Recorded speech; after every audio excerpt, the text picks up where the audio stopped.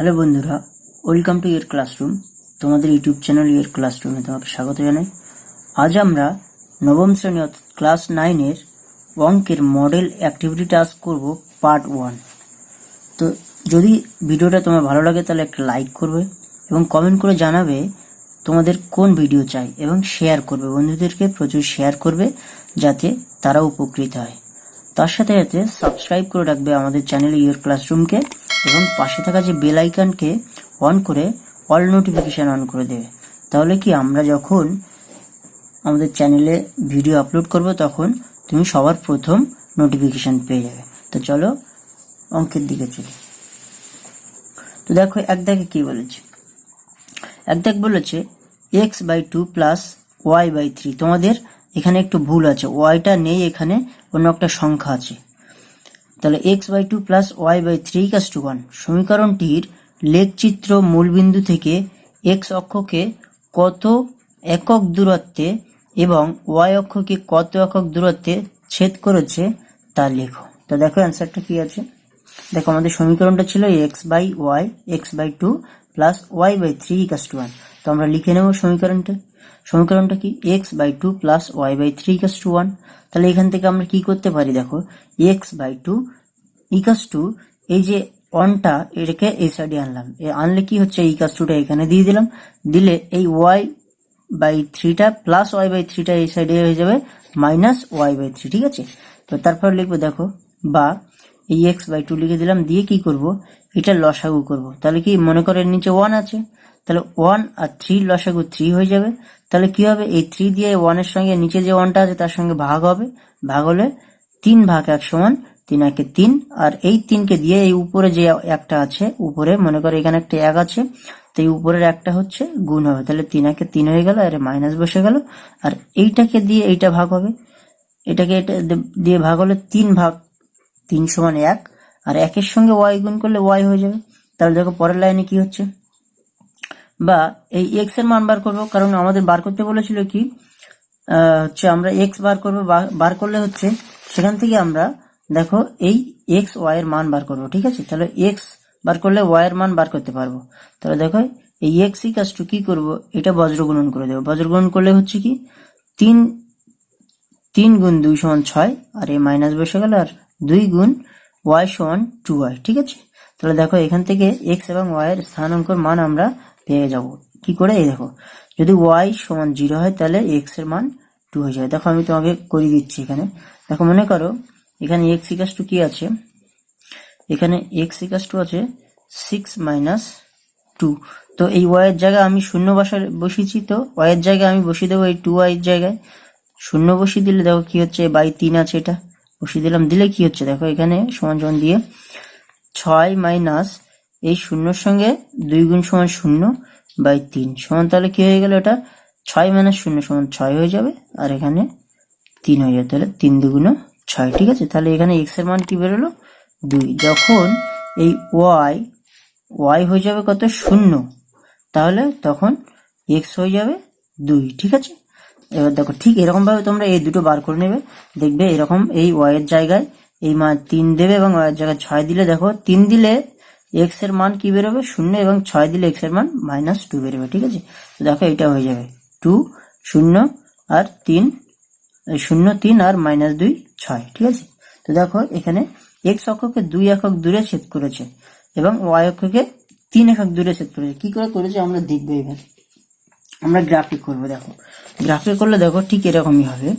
দেখো এখানে কি বলেছে, এখানে দেখো এখান থেকে মূল বিন্দুটা আমাদের, ঠিক আছে, মূল বিন্দু থেকে কি হচ্ছে, মূল বিন্দু থেকে দেখো এখানে প্রথম দেওয়া ছিল 2 0 2x আর 0y।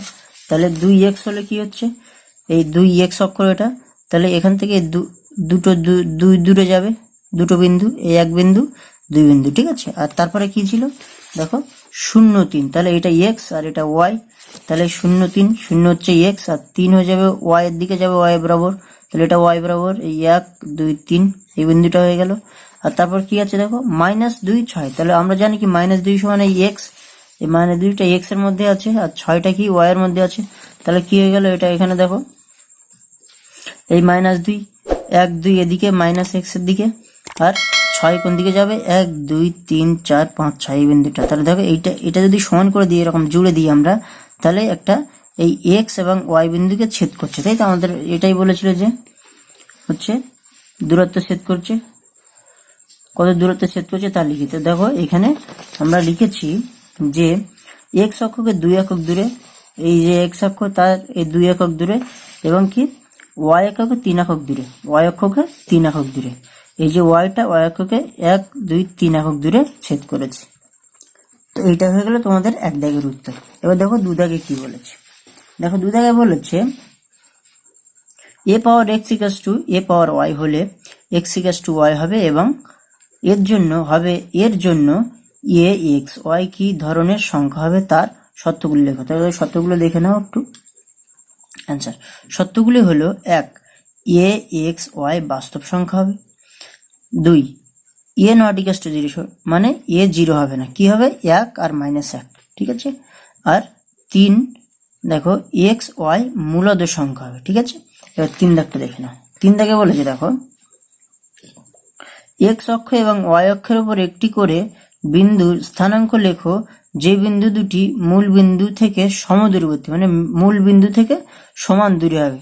তো দেখো আমরা ধরে নিই এক্স অক্ষের উপর একটি বিন্দু স্থানাঙ্ক 5 আর হচ্ছে 0, তাহলে কি এটা হয়ে যাবে এক্স আর এটা যাবে ওয়াই, এবং ওয়াই অক্ষের উপর একটি বিন্দু স্থানাঙ্ক 0 এবং 5। তোমরা এখানে 5-এর জায়গায় দেখো 1 2 3 4 5 6 যত লিখতে পারো, ঠিক আছে। তাহলে কি এখানে যদি যে সংখ্যা লিখবে ঠিক এই ওয়াইয়ের ক্ষেত্রে এইখানেও সেই সংখ্যাটা হবে, ঠিক আছে। তাহলে সেটা উত্তর সেম হবে। তো দেখো আমি একটু করেছি এখানে। তাহলে কি এই বিন্দু দুটো কি হবে, এই বিন্দুগুলি মূল বিন্দু থেকে সমদূরবর্তী হবে কি করে, এই হচ্ছে মূল বিন্দু আমার, এই এক্স অক্ষ এই ওয়াই অক্ষ। তাহলে এখান থেকে 5 যাব, তাহলে কি এখানে কি ছিল 5 0 ছিল। তাহলে এই দেখো এখানে 1 2 3 4 5 আর কি ছিল এই 0 5, তাহলে 0 মানে এক্স, এই এক্স আর এটা হচ্ছে ওয়াই। তাহলে দেখো এই 0 1 2 3 4 5, তাহলে এরা দুটো এই দুই বিন্দু এই মূল বিন্দু থেকে সমদূরবর্তী আমরা বলতে পারি। তাহলে এটা হয়ে গেল তোমাদের 2 দাগের উত্তর। এবার দেখো সরি এটা হয়ে গেল 3 দাগের উত্তর। এবার দেখো 4 দাগ।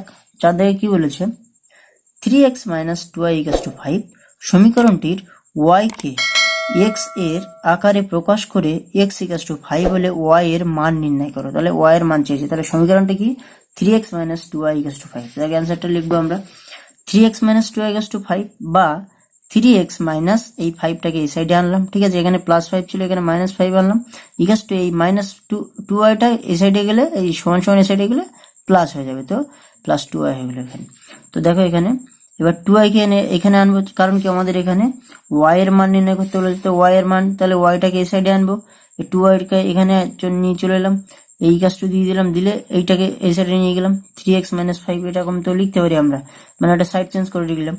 তারপর দেখো এই y দিলে তাহলে কি হবে, এই y-টা 2 এর সঙ্গে গুণ ছিল, তাহলে এই 2টা এই সাইডে গিয়ে কি হবে ভাগ হয়ে যাবে, ইকুয়ালস টু এই সাইডে যা যায় সেটা গুণ থাকলে ভাগ হয়ে যায় আমরা জানি। তাহলে 3x - 5 বাই এই 2টাই গুণ অবস্থা থেকে ভাগ অবস্থা হয়ে যাবে।